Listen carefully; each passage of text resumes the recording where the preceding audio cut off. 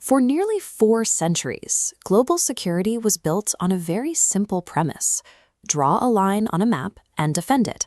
This is the Treaty of Westphalia from 1648. It established the modern nation-state, defining power by physical territory and static perimeters.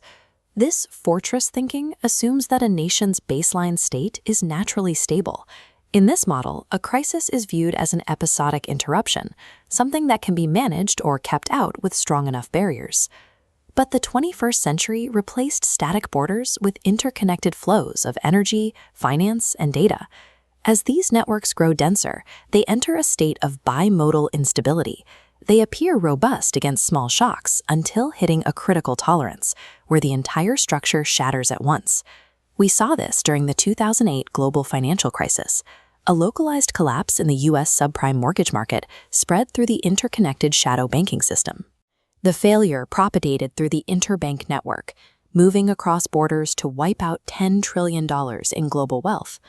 A nation can maintain absolute control of its physical perimeter and still watch its internal authority vanish if the underlying flows of energy and data are severed. Consider Pakistan on January 23, 2023. The country's borders were physically secure, yet nearly 99% of the population suddenly found themselves in total darkness. The national power grid is one of the largest infrastructure networks in South Asia, yet this heavily fortified system experienced a total nationwide failure without a single kinetic strike or external cyber attack.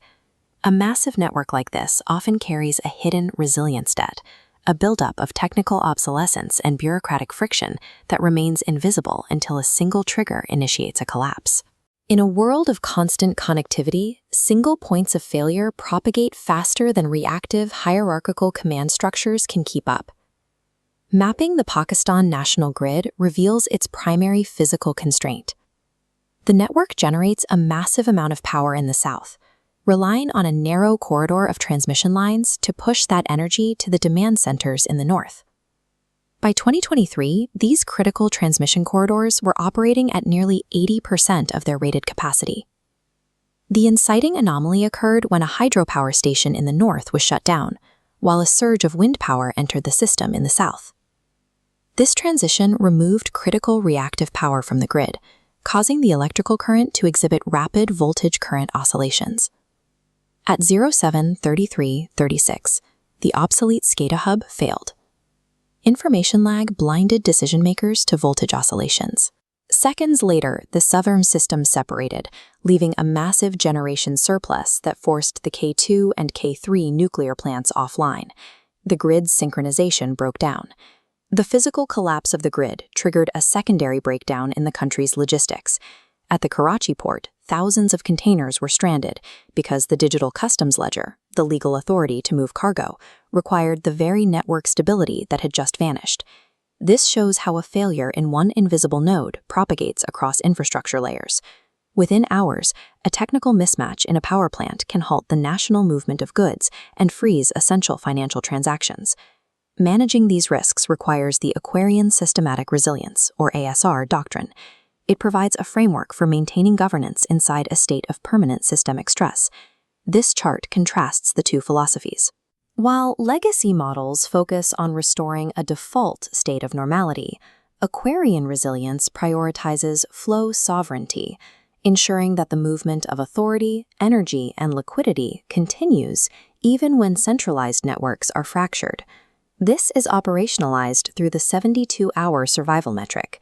If a central command hub fails, critical nodes like hospitals, ports, and pumping stations must possess the capacity to physically air-gap and function autonomously as micro-sovereign islands for at least 3 days.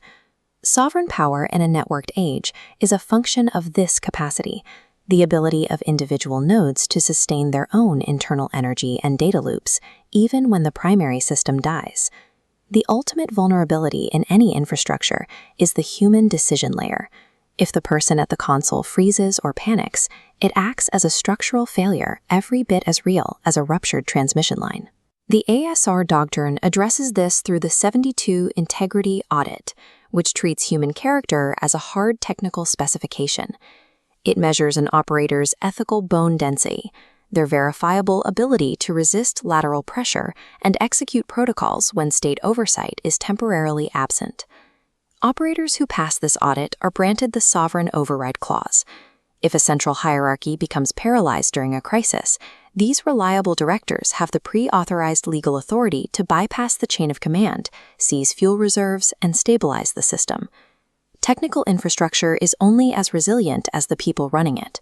Without verified integrity in the human layer, the hardware will inevitably fail under extreme duress. This table projects the evolution of geopolitical power. We have moved from the territorial control of the 17th century through the current era of network sovereignty toward the resilient network state of 2050. In this environment, the traditional goal of returning to a quiet, stable normalcy has become an architectural impossibility. Mesh governance provides the foundation for the future state.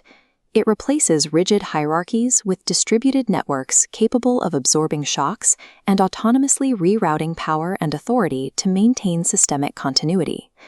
By 2050, the stability of a state will likely depend on its mastery of this mesh architecture, the ability to absorb systemic shocks and maintain the continuous movement of authority, energy, and value.